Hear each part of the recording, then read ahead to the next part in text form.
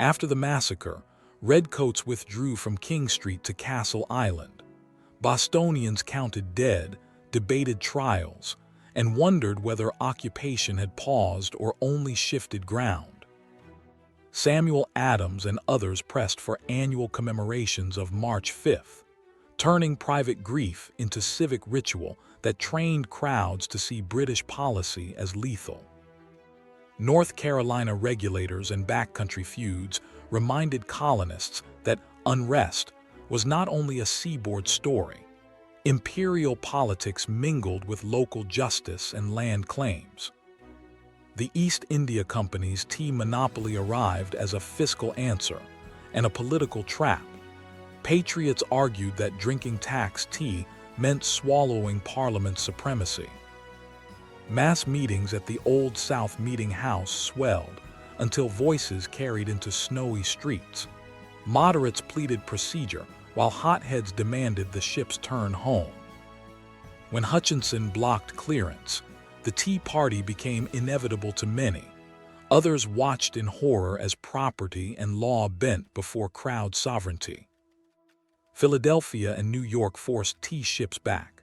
Charleston stored leaves under guard. Boston's harbor alone swallowed the most famous chests in American memory. Parliament's Coercive Acts closed Boston's port, turning wharves into a moral stage. Relief caravans from Virginia and South Carolina proclaimed intercolonial solidarity. General Gage arrived as governor and general, tasked with coercion and calm. He found a province where law and militia drills advanced on parallel tracks. The Massachusetts Government Act replaced councilors with crown appointments, angering farmers who saw ancient charter rights rewritten from London. The Administration of Justice Act allowed trials of officials elsewhere. Colonists read it as invitation to unpunished violence against dissenters. The Quartering Act expanded burdens on towns. Innkeepers and selectmen argued over barns and beds, while soldiers eyed empty meeting houses. Virginia's day of fasting and prayer linked pulpits to politics. Royal governors fumed while congregations heard tyranny described in Scripture's vocabulary. The First Continental Congress assembled strangers who shared fear more than habit. They tested whether American could mean something thicker than local loyalty. The Continental Association pledged economic weapons, non-importation, non-consumption, non-exportation, backed by committees that inspected cellars and shops. Women's Daughters of Liberty societies publicized spinning bees. Cloth became a flag you could wear, linking household labor to continental strategy. Connecticut's Sybil Ludington legend echoes midnight rides beyond Revere. Scattered communities readied alarm systems of bells, bonfires, and hoofbeats. Gage sent troops to seize powder at Somerville's Powder House. Rumors of slaughter raced faster than truth, tightening springs from Salem to Worcester. Concord stored provincial munitions. Lexington trained a company. Both villages understood that drills were answers to an empire that now spoke in bayonets. Paul Revere, Dawes, and Prescott carried warnings on the night of April 18th. Lanterns, bridges, and patrols turned a ride into a race against time. On Lexington Green, Captain Parker's militia stood and then began to disperse. A spark, no one agrees whose, produced smoke and the war's opening fatalities. At Concord's North Bridge, provincials fired back. The shot heard round the world became poetry, but for farmers it was timber, smoke, and neighbors down. British column marched back through Menotomy and Cambridge under relentless sniping. Redcoats learned that New England roads could devour an army. Joseph Warren organized around Boston while delegates still talked. War made amateur generals into necessities overnight. The Second Continental Congress met in May 1775, inheriting an army that had blooded itself without a legal charter from Philadelphia. Congress named George Washington commander-in-chief, gambling that Virginia polish could discipline New England fire without smothering it.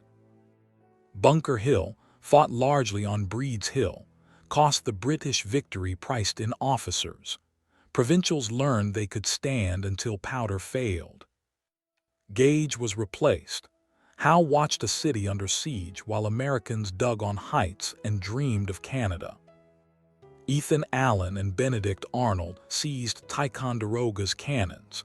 Heavy tubes later dragged east would ring Boston like a borrowed thunder. Washington arrived in Cambridge to mold regiments into something continental. Smallpox, pay, and pride competed with redcoats for his attention. Common sense waited in the wings of our next episode. For now, royal governors fled or barricaded while assemblies met as conventions beyond the king's writ. Enslaved people listened for British promises. Some would later flee to crown lines, testing whether revolution's language included their freedom. Native diplomats heard colonists claim to protect frontiers while settlers pressed west. The revolution's meaning on the Ohio remained contested ground.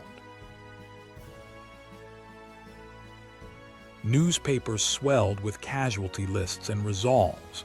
Printers risked gallows to publish proceedings Congress had not yet dared to call treason. Artillery Captain Henry Knox dragged guns over winter hills. His ox teams symbolized logistical genius that would outlast any single battle's luck. Dorchester Heights' overnight fortification forced Howe's evacuation. Boston emptied of redcoats while Washington guessed the next British target might be New York. Privateering letters and merchant risk turned Atlantic trade into a gray war of flags, prizes, and neutrals caught between empires. Local committees policed dissent. Loyalists faced tar, feathers, or social death while trying to stay neutral in towns that demanded a side. Hessian hirelings appeared in British plans.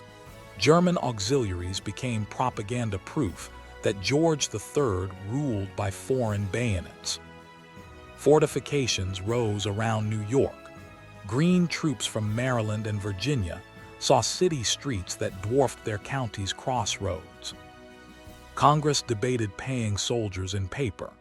Inflation's ghost already haunted a war financed more by faith than specie. Chaplains preached providence beside surgeons who saw gangrene.